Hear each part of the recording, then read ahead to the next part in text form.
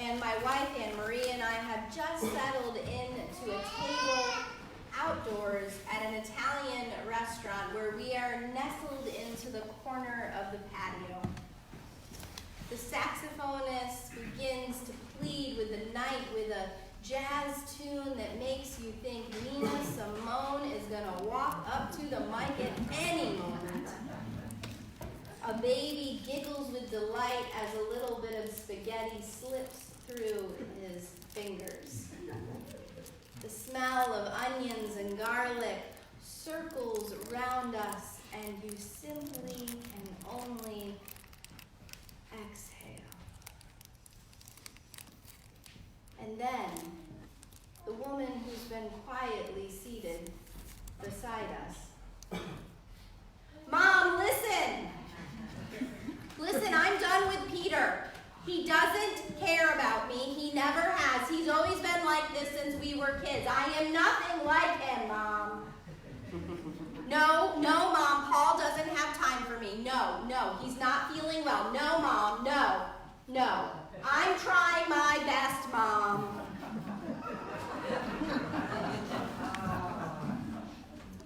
Well, we never learned her name, but given the immense amount of information that we garnered about Peter and Paul, let's just call her Mary.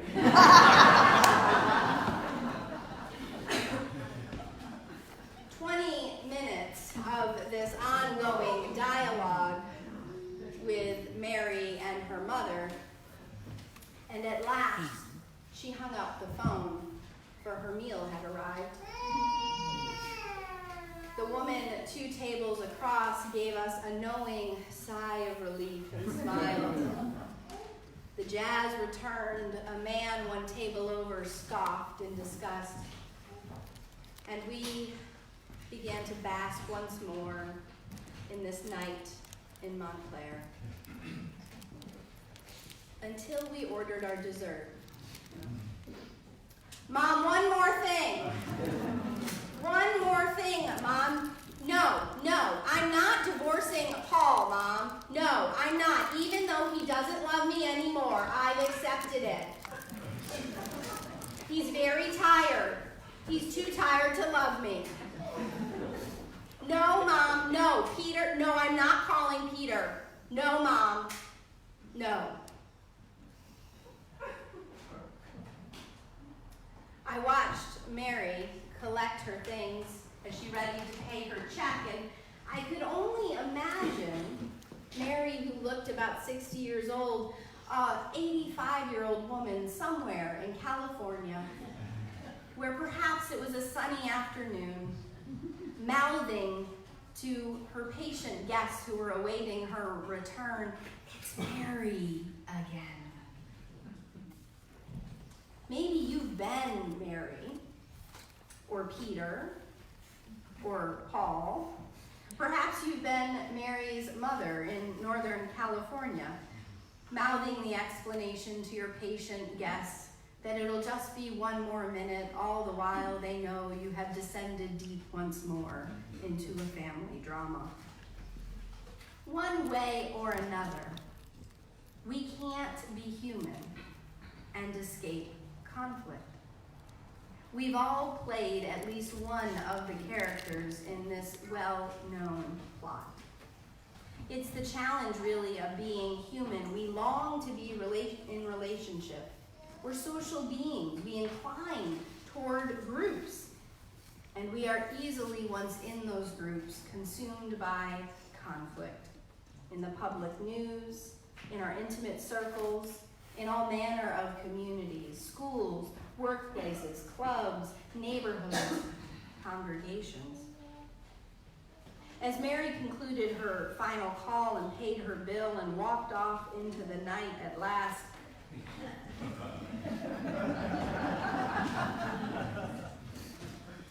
I did begin to think about how underneath all of that yelling, she sounded terribly lonely.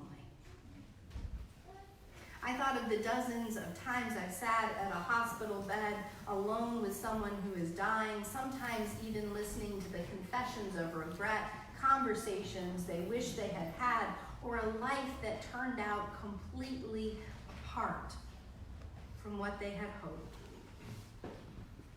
Here's the rub.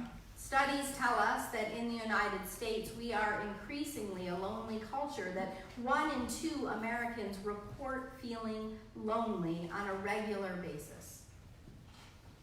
We have, many social scientists will say, a crisis emerging of relationship. Now, this isn't necessarily about being alone. As the mother of 3 young children who regularly locks herself in the bathroom, I can assure you that being around people doesn't necessarily mean you are lonely or not lonely.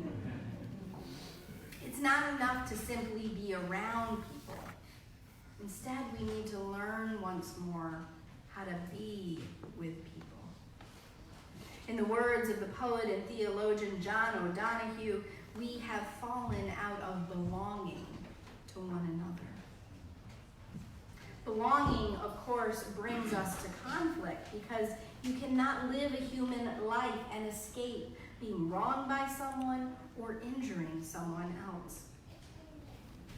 In the Jewish sacred year, the New Year celebration precedes the Day of Atonement, when we bring forward our mistakes and failures. At Rosh Hashanah, which was last week, your fate is written into the book of life, but it is not sealed. The verdict is not sealed until Yom Kippur. There's something intriguing about following the celebration of a new year, a new page, with a ritual of atonement. One would think it naturally occurs in the reverse order. Atone, then celebrate. This placement tells us something. I think it suggests that there's never an entirely new page.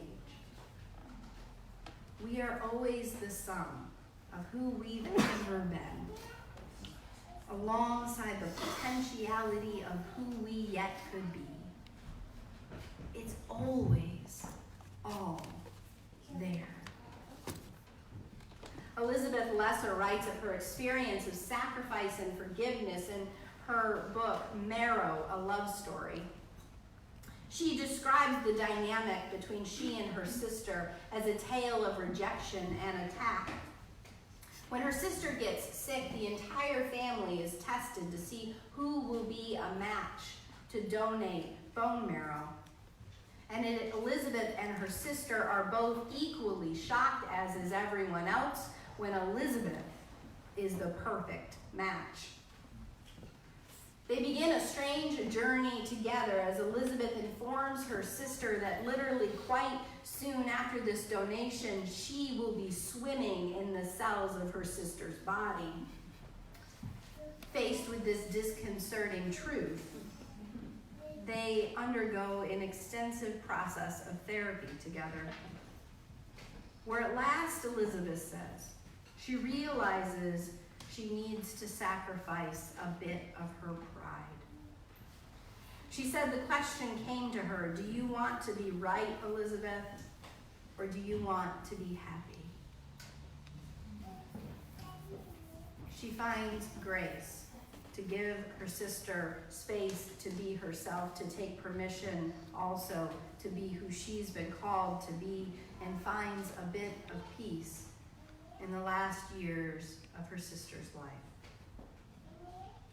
This month our theme is sacrifice, the choices you make to decide that something is sacred or special. This is self-differentiated sacrifice, probably a little different than some of the models we have been given in our lives. What we are aiming for is not sacrificing all of yourself, you always coming last, nor kind of a pride amassing in the pursuit of perfection. This sacrifice instead is a kind of forgiveness that gives grace, that takes time. This is a hard truth that I've borne witness to in my 5-year-old twins on a daily basis at this point. One twin hits the other or wrongs the other. The injured twin comes screaming into the kitchen. "She hit me!" The other twin soon enters the scene, quick on their heels. "I'm sorry. I said I'm sorry." "It's not okay," says the injured, holding their profound depth of hurt. "But I said I'm sorry. Can we go play now?" They want instant forgiveness. I'm not sure this desire totally erodes as we become adults. The annual inventory that is a part of Yom Kippur is a time of profound focus and public petition. There are 25 hours of fasting, a time apart as well from work and the pace of the day, even from sexual relationships. It's a time to focus and sit with the discomfort, to take inventory. In a faith that affirms and promotes the inherent worth and dignity of every person, you may be sitting and thinking, this seems deeply contradictory to our values. Yet avoiding conflict, I believe, is actually a distrust of our worth and dignity. Engaging in conflict is an affirmation of our essential goodness and potential. When we seek to make amends for our wrongs, we affirm the person we injured in their dignity, and we affirm that we can differentiate, self-differentiate between our behavior and our core nature. Dr. King understood forgiveness as both deeply personal and political, a fractal truth where the intimate would mirror the global and the reverse would be true. It's why he spoke so frequently of beloved community. He knew that justice in our personal lives is connected to the justice that we are able to build in structures and in systems. Here at Beacon, as we feed the human spirit and in turn heal the world, as we build beloved community, we do so with the knowledge that the work is worth it. With the vision of Dr. King and so many others before us, that on the other side of the discomfort is belonging, is peace, is freedom. So how do we get there? In a previous community that I was a part of, there was a man named John who felt that I did not like him. In fact, felt that I hated him, and that I was out kind of to persecute him whenever I could. And so he called our Right Relations team and asked them to form a listening circle for nonviolence with a trained facilitator, and he brought some witnesses in, and we all sat in a circle. And the intention was that John would share how he was feeling and that I would hear his feelings, and we would try to see if we could work this out. So we went back and forth, John saying something akin to, "You hate me," and me saying something akin to, "You feel I hate you."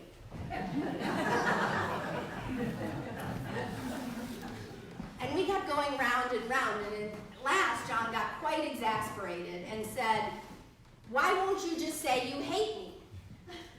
Well, of course, the challenge was that I didn't feel I hated John, and so long as the terms of engagement were that I had to agree with his perception of me, we were going to get nowhere. I didn't hate him, though after 3 hours of this process, it was starting to feel a little bit truer. At last, after 4 hours, I said, "John, I don't hate you, and if hearing you means I have to say something that isn't true for me, then this process of nonviolence is starting to feel violent." Everyone stopped. John, I said, it's been 4 hours. I'm done. I've said what I'm capable of saying right now. I'm done. I learned that day that forgiveness cannot be coerced. It cannot be forced. And in a covenantal community, forgiveness must always be freely given. In Texas recently, you've likely heard the news. A white female officer was convicted of murder for entering the home of a young black man named Botham Jean and shooting and killing him dead. A disproportionate amount of energy in the last few days, particularly from white people, has been given to the image of Botham's brother right after the verdict was issued, of him hugging the officer after the sentencing was given. Little to no attention has been given to Botham's mother's words that same day, also after the verdict was read. She said, "The city of Dallas needs to clean up the inside. The Dallas Police Department has a lot of laundry to do. The Texas Rangers need to know who's on board. And every single one of you, citizens and residents of Dallas, need to know what to do to get your city right." As much as one might like to believe so, forgiveness cannot be substitutionary, rushed, or made without the acknowledgement of the wrongdoing and the attempts, the actions to make it right. Systems cannot be forgiven without reform. And a society that rushes to resolution from individual cases, forcing forgiveness, ultimately is a system in society that devalues the inherent worth and dignity of every person. Reverend Dr. Karen Carlo says it this way. She reminds us of the teaching of the theologian Bonhoeffer. She reminds us that forgiveness without repentance is cheap grace. And we ain't cheap, right? Forgiveness often means a great sacrifice and an equal affirmation of worth. It takes time. It takes commitment. It takes courage. I've sat in a circle of leaders who made assumptions about one another and who have gotten locked into tight narratives, but who have taken the time to ask about each other, who demonstrated a willingness and an ability to listen, to learn, to change. I have been privileged to feel the winds of transformation rush between us and learned from the grace that flowed amongst these leaders. I've looked hard in the mirror in my own life when I said something that could not be unsaid to a leader in our faith. I got accountability partners and put the burden of my personal growth back on myself. I realized that I would apologize, but that to rush and beg for forgiveness, well, that would be an unethical demand. I've learned that each day I must live with my flaws, and that I can still, in the midst of these flaws, be beautiful and beloved. And I've learned that this growth has come at the cost of the pain of others, and the only thing I can do in witness to that pain and in honor of it is to teach those who will come a better way. Forgiveness, beloved, is a daily ritual. I wish that night I had stood up and followed Mary down the sidewalk and said, "I'm sorry you are lonely." I imagine that she might have brushed it off because we aren't taught how to be vulnerable in public much at all anymore. So instead, I'm looking for the Mary in myself and in everyone I meet. The loud, inconvenient, and lonely, crying out as best we know how. And I'm hoping, even when truth seems an impossible barrier to being beloved, that we can make the inventory, that we can take the time to get to work. After all, we are a beacon, are we not? Mm-hmm. After all, we were born to shine, were we not? Sure. After all, ain't nobody cheap and beloved.